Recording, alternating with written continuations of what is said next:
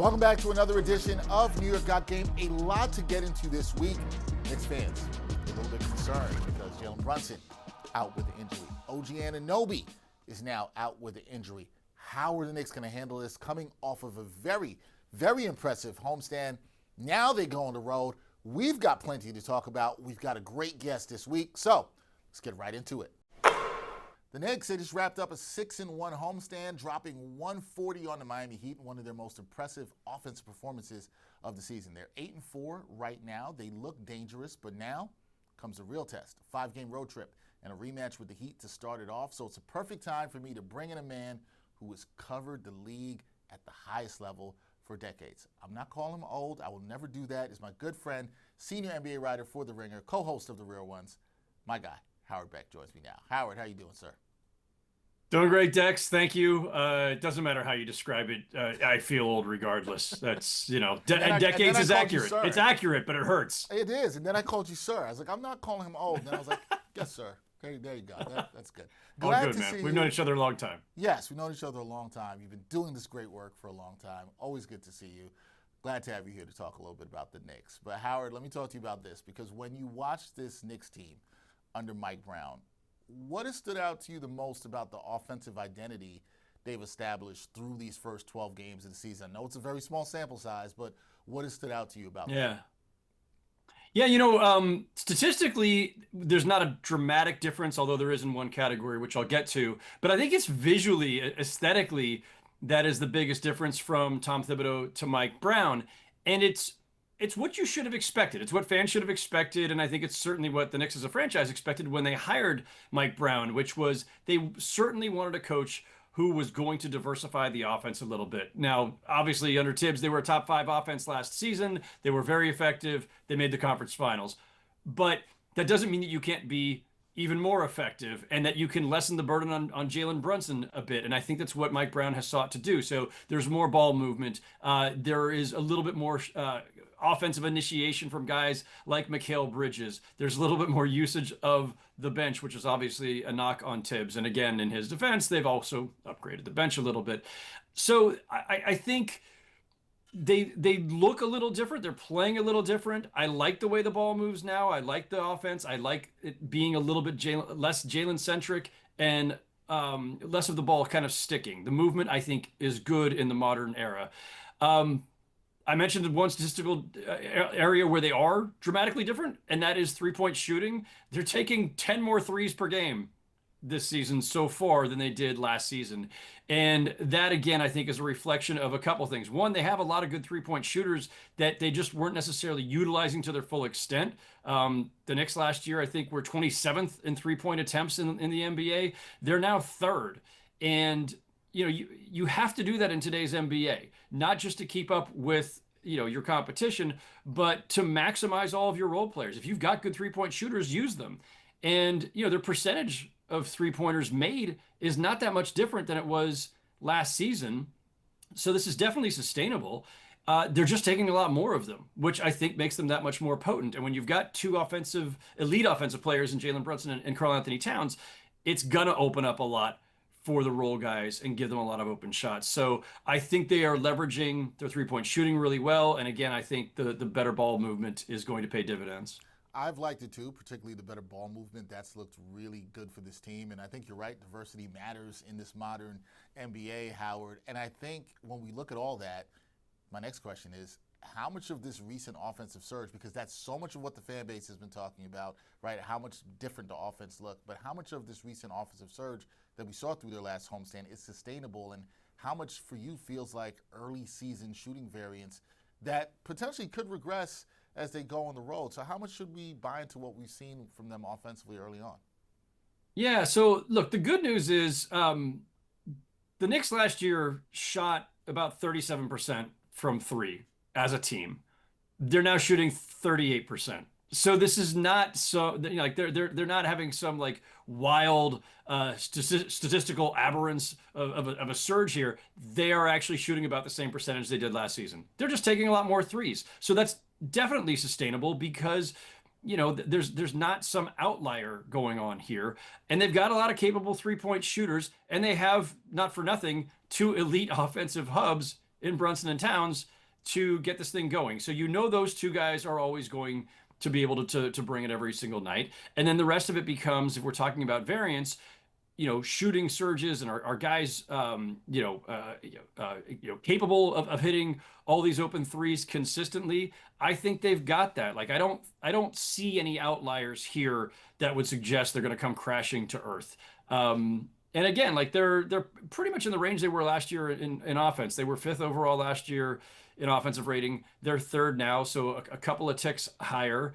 And I don't see anything that suggests that that this is unsustainable. All right, that's good news for Knicks fans. Howard thinks this is sustainable, and look, the offense has looked good. Like you said, shooting percentage pretty good from downtown. Still, we'll see if it can get even better. I'm sure people would love to see them be the #1 offense in the league. I'm not sure how much that matters, but it'll be interesting to see. Now, their head of the snake, Jalen Brunson.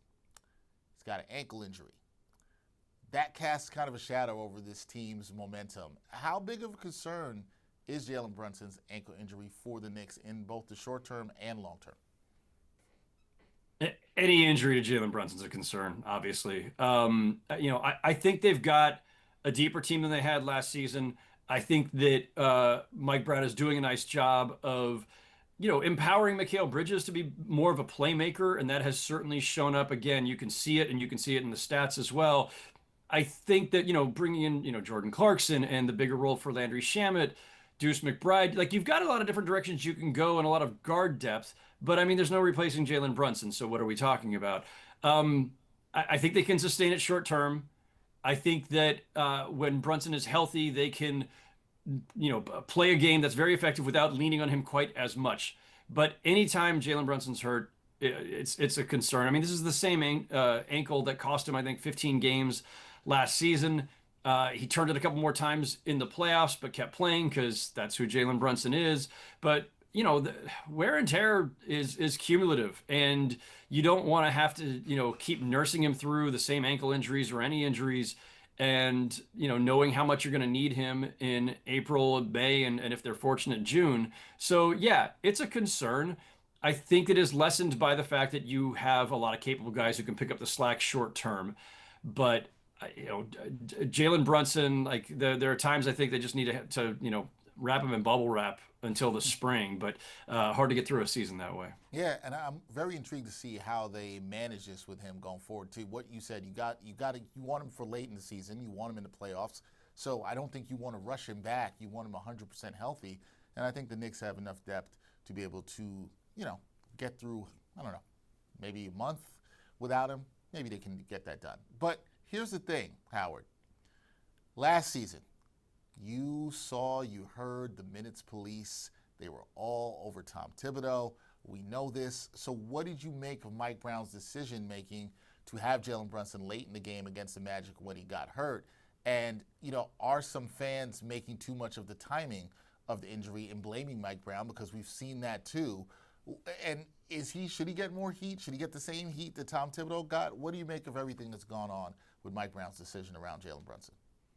Look, I think it is natural for fans and for the players themselves sometimes, for anybody, if a game's out of reach and your starters are still in, game's out of reach either way. You either got a huge lead or a huge deficit, and your starters are still in. I think it's always fair to wonder if you're testing fate there, if you're tempting fate. And I think that as much criticism as Tibbs got, I think that was an area that was fair. And I think it's fair for Mike Brown to get the same criticism because Jalen Brunson got hurt in a game where they were down by 16 with less than 2 minutes to go. I don't think you're coming back in that situation. Now, in today's NBA, 16 points can vanish pretty quickly, but with less than 10 minutes, you have to make every three and you've got to get every stop. It's not inconceivable. It's not out of the question.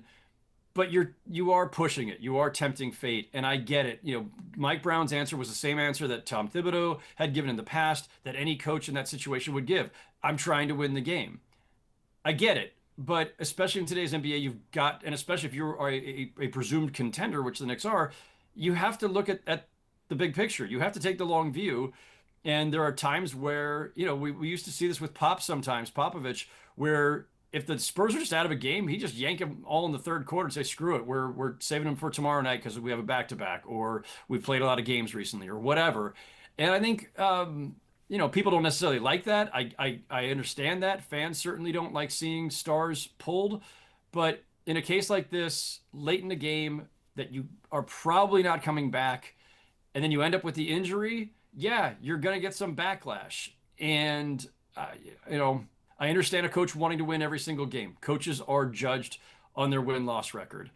But like I say, I thought it was fair for Tibbs to take the heat when he did it. I think it's fair for Mike Brown too as well. Yeah, no, I think that's absolutely fair. I thought he left him in a couple of minutes too long. I was at the game and I was shocked Brunson was still on the floor. And, fans are going to keep the same energy that they had with Tibbs. I can't blame them for that. Now, Knicks had another big injury in their last game in the homestand. OG Anunoby left the game with a hamstring injury. It's a hamstring strain.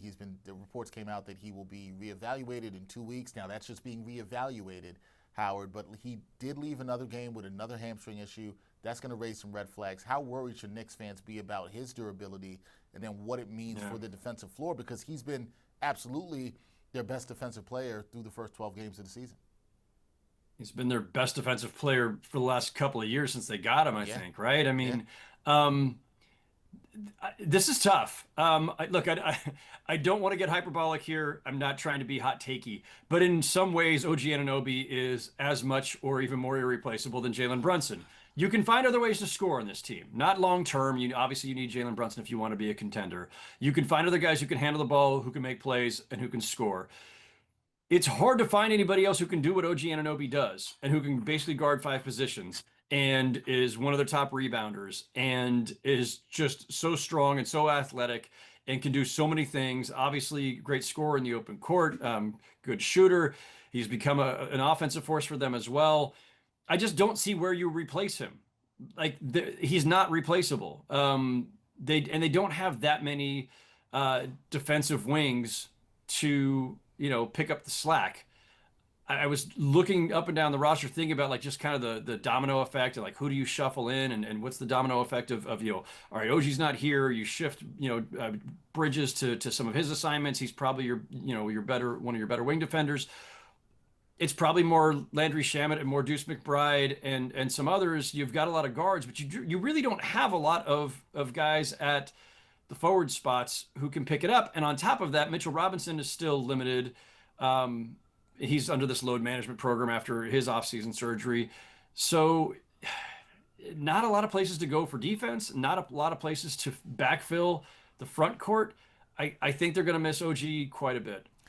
I get the sense of what you're saying there, Howard, is that in a way the OG injury concerns you more than the Brunson injury, because that's how I feel about it. I think it's more almost, I know it's weird to say because Brunson's the best player, but because of what you said, in OG's defense being virtually irreplaceable, I do think his injury is more concerning. And also that now we're talking about, and this is no shade to these players, we're talking about Pacome Dadier, right? Whereas possibly maybe getting some minutes there if needed.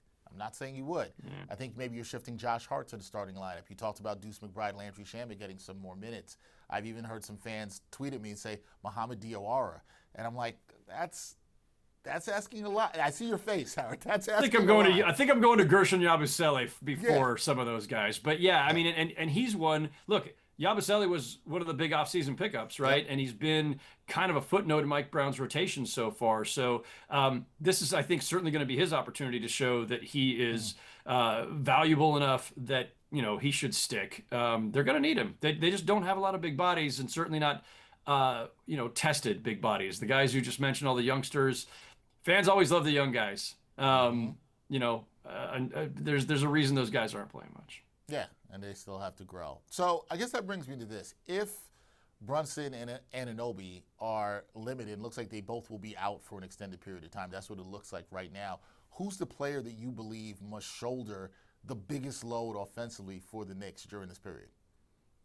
It's interesting because I think they almost have to like lean even more into their identity as an elite offensive team. I don't think they can make up for this defensively, right? You cannot replace OG, as we've just been discussing.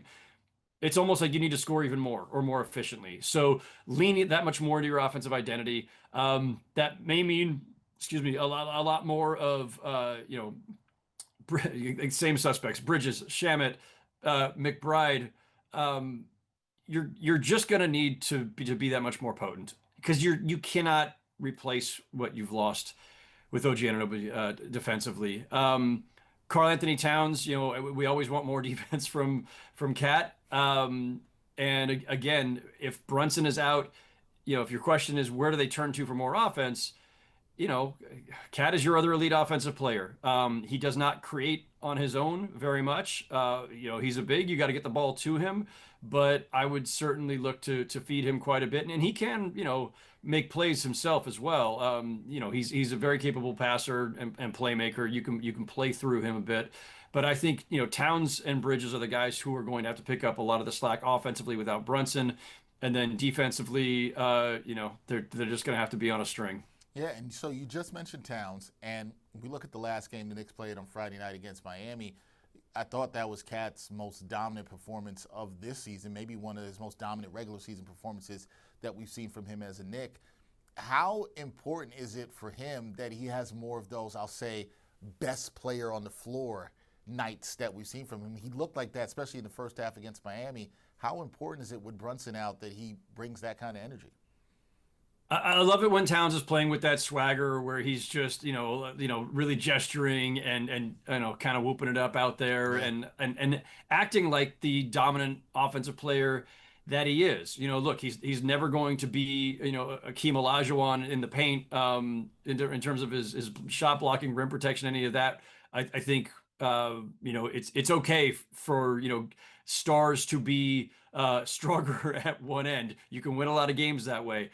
But I think in terms of the near term, but also for next spring, yeah, the Knicks are in the same position now that the Timberwolves were for years, which is, man, Towns is so tantalizing when he has a game like that, where you can see, like, if he could just do that every single night. And he does it more often than not. But even in the playoffs, sometimes it's a little bit of like one dominant game, one kind of quiet game.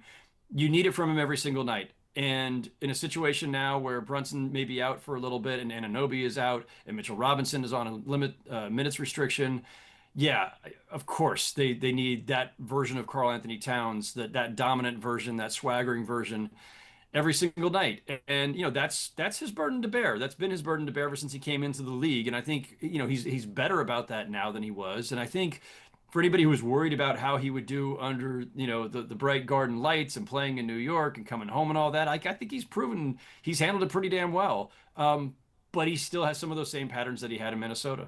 Yeah, and that's been really frustrating for the Knicks fan base. We'll see how he holds up offensively. We talked a lot about offense here. I do want to talk a little defense here, Howard, because according to Cleaning the Glass, the Knicks, they are 17th in the NBA in defensive rating.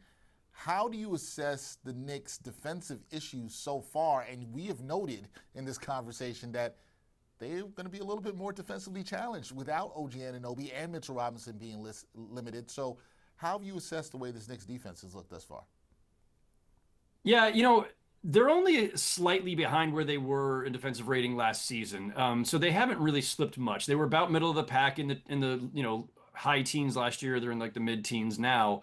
So it's not that great of a difference. They're facing the same issues, concerns that they had under Tibbs. And Tibbs was, regarded obviously as a defensive-minded coach, and they were still only middle of the pack. Why? Well, when you build a team around two superstars who are both incredible offensive players, but are both net negative defenders in Brunson and Towns, this is what happens. I've sometimes analogized it to, and it's not a perfect analogy stylistically, but when the Phoenix Suns had that 7 seconds or less era under Mike D'Antoni, Steve Nash and Amari Stoudemire were their two best players in the engine of their offense, and they were both incredible players, but they were both minus defenders. And, you have Sean Marion and Raja Bell and other guys out there to try to shore up the defense, but you could only get so far with a team that needed two elite offensive players who were minus defenders out there all the time.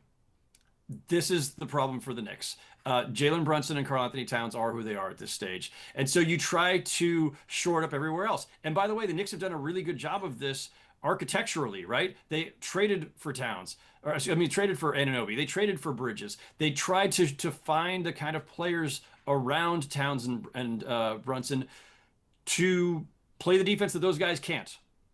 And when everybody's out there and healthy, it works. And that includes, of course, again, Mitchell Robinson. But Mitchell Robinson gets hurt a lot. Yep. And Mitchell Robinson is back to his old foul trouble ways recently too, which I think is a bit of a concern because he needs to stay on the floor. He's getting in foul trouble in like 17 minutes.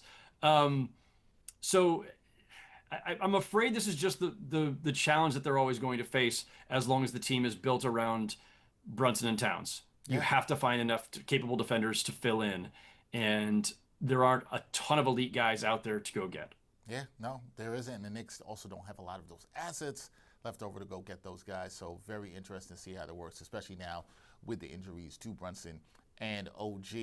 Going back to Mike Brown here, Howard, when you look at the way that he's deployed this roster, do you think he's found, and obviously I'm talking about when they were all healthy, do you think he's found his most optimal rotation yet? Or do you still think this is very much a work in progress as he tries to find what the best rotation is, the amount of guys he wants to play as he goes through the season? Yeah, I mean, he's playing a lot of guys, and he's playing a lot of guys, like double-digit minutes, and it's been a pretty deep rotation so far. Most coaches prefer to have their 8 or 9 guys that they really truly trust and that they want to, rely on night in, night out. Sometimes early in the season, we saw this with the Warriors and the Grizzlies last season, seeing it a little bit with the Knicks now, where you play 10, 11, 12 guys early in the season, and especially in a case like this where Mike Brown is new to the Knicks. They've got a bunch of new players that they picked up in the offseason. They've got some young guys, some of whom you already mentioned, and Tyler Kolek you can throw in there too, who you're just trying to see what they've got.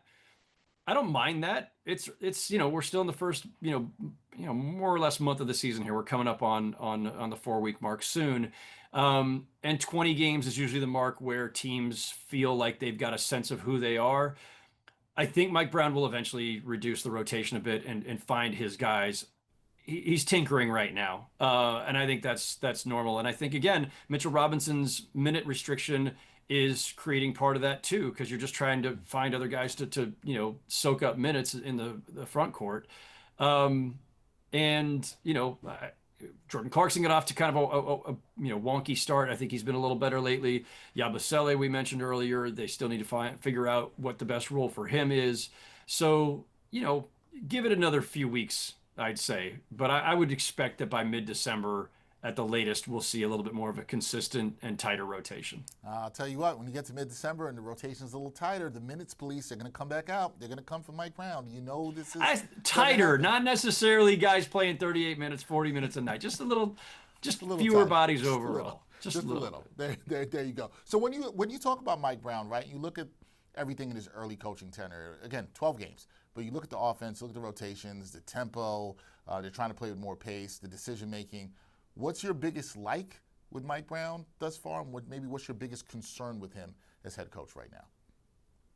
Yeah, it's funny. Again, like the pace is up a little bit over last year, but they're still in like the bottom third of the league. Yep. I thought it might be a little bit faster under Mike Brown, but I think what we're seeing, like sometimes pace as a stat doesn't reflect this, but there is, as we talked about earlier, a little bit more ball movement. So the pace of the offense on a possession basis may not be higher, but the pace in terms of making quick decisions with the ball is higher. So again, I like that. I like the more dynamic offense, more fluid offense, more ball movement. That has been a plus. If there's a concern, it's defense, and that's not a Mike Brown issue. That's a structural issue, I think, with the Knicks. And it existed under Tibbs. It exists under Mike Brown. And it's something that they're going to, I imagine, spend, much of the season trying to figure out. And I don't know if there's another move. We talked about the fact that there's not, the Knicks don't have a ton of assets to trade. But if they can make, a move or two around the margins between now and the trade deadline, try to get, one more wing defender or one more backup big behind Mitchell Robinson. Those guys are not easy to find if you're trying to find another rim protector. But I think that to the extent that defense would be the main concern, there's not a lot you can do other than try to just, crank it up a little bit internally. But you got to have the guys to do it. I know we like to buy into this mythology in this league that defense is about heart and hustle, and there's some truth to that, or that it's about coaching. And again, there's some truth to that. But you know what it's really about? It's about having great defenders. Yep. You either have guys who are great defenders or you don't. And even Tibbs, as great as he was as a defensive coach, had years in Minnesota where he had bottom third defensive teams, and he's had years in New York where his teams weren't that great. It's not about coaching or scheme. It's about, do you have the guys?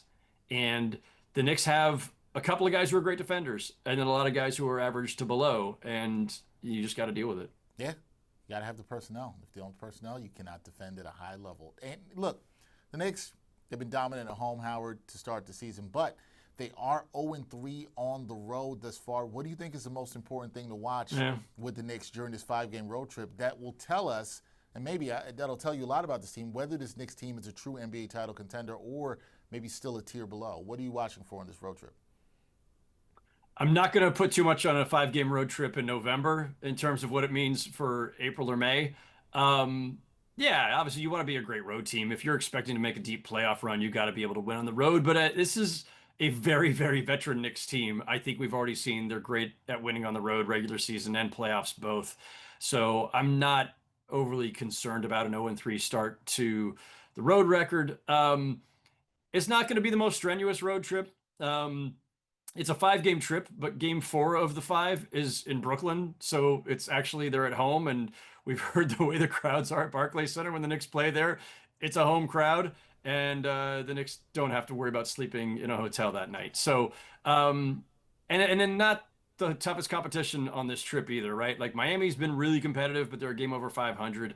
The Mavericks are a mess. The Magic have gotten their stuff together recently, but again, they're only a game over 500. They've been up and down. The Nets obviously are tanking, and then they finish up with a game at Charlotte, and the Hornets are their usual dysfunctional selves. So I would think if anybody's got concerns about them on the road, the Knicks should fatten up on this trip. Yeah, they should, and you hope they do, especially with likely Brunson and OG being out. Don't know for how long for Brunson, but OG is not going to play for this entire road trip, won't travel with the team. So you'd hope they can, add to that road record, get a little bit better, fatten up, as you said, here on the road. We'll see how they do. That, everybody, is Howard Beck. Please check him out. Great work he does, senior NBA writer for The Ringer, also co-host of the Real Ones podcast. Howard, appreciate the time. Hopefully I will see you at the Garden or Barclays Center sometime soon. Be well, my friend. I appreciate you coming on New York Got Game with me. Always a pleasure, Dex. Good to see you, man. We'll see you soon. Yes, sir. Okay, before we wrap up this week's episode, I want to take a moment to talk about something that we all are watching in real time. It's something special, something historic, and that's the level of rebounding dominance that we're seeing from Mitchell Robinson this season. Because what Mitch is doing right now, it's not normal. It's not common. And quite frankly, we may never have seen a Knicks player do it at this level. So let's start with the raw numbers because they are wild. In only 16.2 minutes per game, Mitchell Robinson is averaging 8.7 boards, and 5.8 of them are offensive. Again, that's just in 16 minutes a night. Per 36 minutes, that's 13 offensive rebounds per game. 13. And according to Cleaning the Glass, Mitch's field goal offensive rebounding percentage is 31.7. What does that mean? That means when Mitch is on the floor and a shot goes up, there's basically a 1 in 3 chance that he's getting the offensive board. The Knicks, as a team, they rank 5th in the NBA in offensive rebounding percentage, and Mitchell Robinson is the entire engine behind that. Look at the Miami game. He didn't score a single point, but he may have been the most impactful non-scoring player on the floor. Foul trouble limited him to 14 minutes, but in those 14 minutes, he pulled down 10 rebounds, 8 of them. Yes, 8 were offensive. His head coach, Mike Brown, he was excited about it. Freaking Mitch Robinson! Oh my God! He freaking offensive rebound! Way to go, Mitch! This is who Mitchell Robinson is when he's healthy. A one-man possession machine, a force who bends a defense before the shot even goes up, just because everyone knows he's lurking behind the play. And here's the bigger case. The one people aren't saying out loud just yet. We may never have seen a Knicks player rebound like this. And if we're talking offensive rebounding, just strictly that skill, Mitchell Robinson just might be the best offensive rebounder the NBA has ever seen in the modern era. His timing, his length, his anticipation, the way he slithers around box outs, it's pure art. It's specialized and elite skill that he's doing. And he's performing it at a level the league has rarely experienced. And this is why, even when he's not scoring, even when he's not playing starters minutes, Mitchell Robinson is one of the most impactful players on this Knicks roster. Starting a possession is one thing. Extending it, breaking an opponent's spirit with relentless second and third chances, that's Mitchell Robinson right there. So, as this season moves on, keep an eye on number 23, because what he's doing on the glass, even in a limited run, isn't just good, it's historic. And if he keeps this up, we're going to be talking about Mitchell Robinson as one of the most unique, dominant specialists the NBA has ever seen. That's going to do it for this episode of New York Got Game. Special thanks to my guest, the great Howard Beck of The Ringer. We got more New York Got Game coming your way this week, including a Knicks watch party with my guy, Jeff Eisenband. He's going to be joining myself and Brian Fonseca in the studio to watch the game against the Mavericks on Wednesday night. And we always, much love to the people who work on this great show, producer Erica Block, technical director Heather Bonsignore, editor Eduardo Guerrero, and production assistants Jessica Thesek and Tommy Cohen. I'm Dexter Henry. We'll see you soon on another edition of New York Got Game. And thanks for watching New York Got Game. Boom shakalaka.